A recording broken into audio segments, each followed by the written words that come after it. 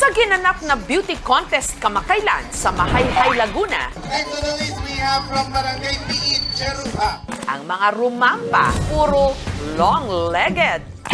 Ang kanilang mga suot, eleganza extravaganza. Pero hindi sila mga modelo, kundi mga kabayo. Sa taunang rampa ng mga kabayo sa Anilinang Festival, sino kaya ang sisipa sa kompetisyon? Maghanda na kayo kasi darating na ang hineteng babae. Mahirap paghandaan yung mga igagayak. Meron po akong pasabog na gagawin. Abangan nyo. Let the race begin! May nag-ala cowboy. May kabayong may hila-hilang kalesa na pinalamutian ng palay. 14 na hinete ang nangarirbihisan. Hindi lang ang kanilang mga sarili, pero lalo na ang kanilang mga kabayo. Ang kaisa-isang babaeng hinete na sumali sa taong ito na si Leilani, confident na mangangabog ang kanyang creation na gawa sa tinirintas na sitaw. Paano po siya nag-form na ganyan? Kinorte lang po dun sa damit na Ang katandem ni Leilani, ang kabayo ng kanyang tatay Lamberto. Yung costume po na mga ginamit ko ay pinagtulungan po namin ng mga tiyahin ko, family effort po. Nagkakayas po ng dahon ng kayakas. Balabal po dun sa kabayo. Laban kung laban para sa grand prize na 7,000 pesos. Maghanda na kayo kasi darating na ang hineteng babae at hindi po ako magpapakabog sa inyo. Ang mga kalahok, hindi lang daw huhusgahan sa kanilang runway look. Kasama rin sa criteria ang pasarela o kanilang lakad. Bagay na tila na master na raw ni Erickson. Naniniwala po, never say die. Balot na balot naman po siya ngayon. Pia horseback, words backyard. Oh, wait lang. Oh!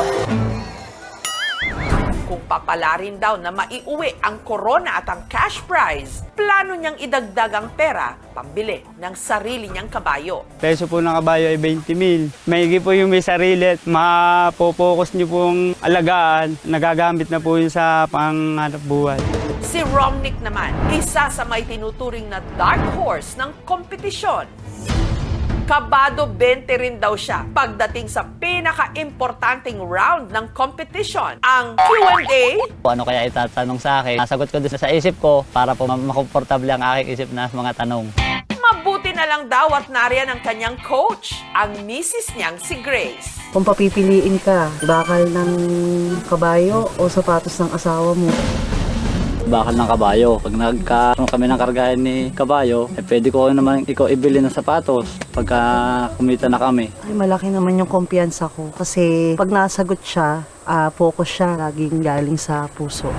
Teka nga, unang isabak natin sa Q&A ang kanilang tourism staff. Your question is, what is the essence of this horse pageant in your province? Para mabigyan ng mas malawak na platform yung mga magkakabayo dito sa aming bayan, ang Mahayhay po ay agricultural town. Kabayo po talaga yung naging way of transportation po ng mga magsasaka. Kasi po yung mga kalsada po ay medyo maputik po at maliliit lang yung daan. Contestant number 4. Back to our contestants. Sa kanilang lahat, sino kaya ang tatanghaling Rampa ng Kabayo 2024 Grand Champion? Ang only girl sa kompetisyon na si Leilani, ang never say die na si Erickson, o ang dark horse na si Romnick. Maraming salamat sa magandang katanungan.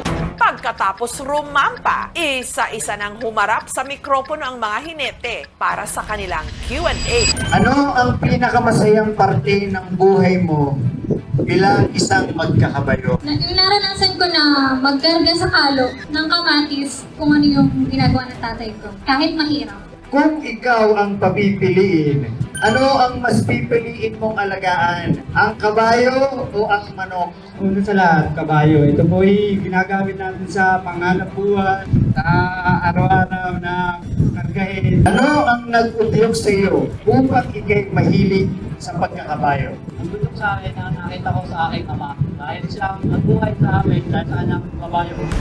Maya-maya pa, inanunsyo na ang resulta. Unahin na natin ang pinakang mag-isip na kabayo. Si Lailani, bigong makapasok sa top 3. Babawi po kami next year. Si Erickson, na Luz Valdez din. Gayunman, naiuwi naman niya ang Komedyanteng Jinete Award. Ganun po talaga ang buhay. Habang ang itinanghal na rampa ng kabayo Grand Champion, Our champion is none other than... Pag-isigaw, sinubet nyo! Jinete number 6! ang dark horse na si Romnick. Dati po, ako po ay naging third place 2022.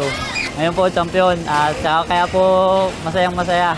Siya rin ang nagwaging best in costume. Nung sinabi na nanalo siya, napatayo ako eh. Kaya syempre ako po yung gumawa. Suma total, nag-uwi si Romnick ng 9,000 pesos. Kami naman po ay hati nung akin. Siyempre, ako naman po, asawa ko ang design. Sa kanya po, mapupunta yung aking napanalunan. While we try as much as possible to discourage the use of animals for purposes of rituals or cultural practices, kung hindi po ito maiiwasan ang aming pong pakiusap, ay sana isaalang-alang po natin ang kaligtasan at ang welfare ng ating mga hayop na ginagamit dito po sa mga practices na ito. Hindi po namin papahamak yung aming mga kabayo. Sinisigurado po namin yung kaligtasan niya. Sa patimpalak na ito, aanhin ang damo kung mas inunang rumampa ang kabayo.